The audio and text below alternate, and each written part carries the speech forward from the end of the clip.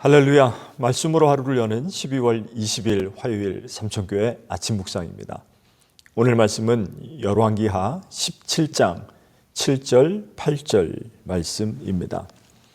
이 일은 이스라엘 자손이 자기를 애굽 땅에서 인도하여 내사 애굽의 왕 바로의 손에서 벗어나게 하신 그 하나님 여호와께 죄를 범하고 또 다른 신들을 경외하며 여호와께서 이스라엘 자손 앞에서 쫓아내신 이방 사람의 규례와 이스라엘 여러 왕이 세운 율례를 행하였음이라.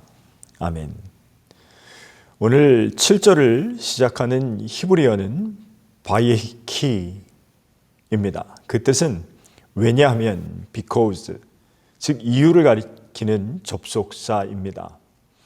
오늘 열왕기하 17장 앞부분에는 호세아 왕 제9년에 북이스라엘이 아수르에 패망하는 이야기가 나옵니다.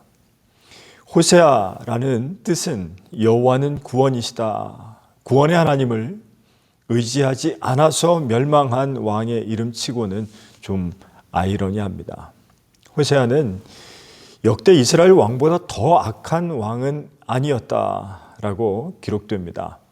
북왕국 이스라엘은 지리적인 요인이 강대국들 사이에 끼어 있기도 했습니다.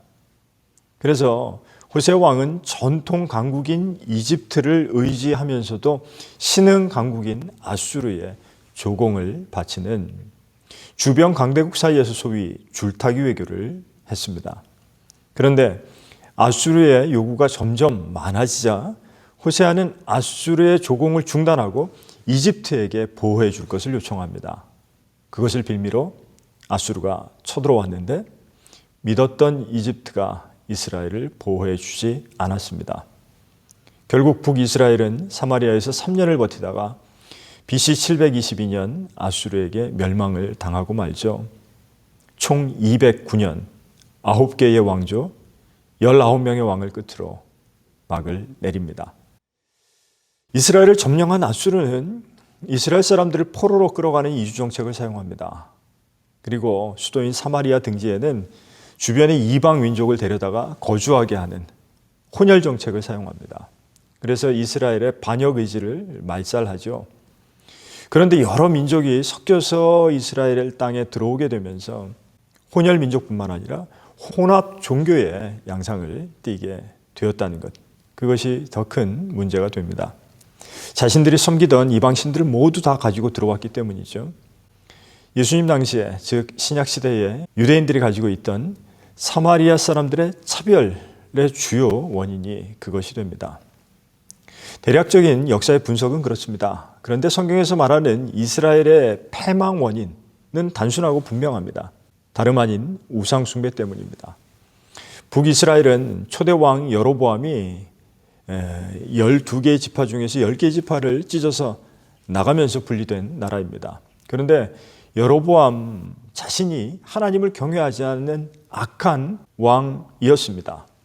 그래서 후대의 이스라엘의 역대 왕들을 열왕기가 소개할 때 느밧의 아들 여로보암의 모든 죄에서 떠나지 않았다, 그렇게 말하고 있습니다.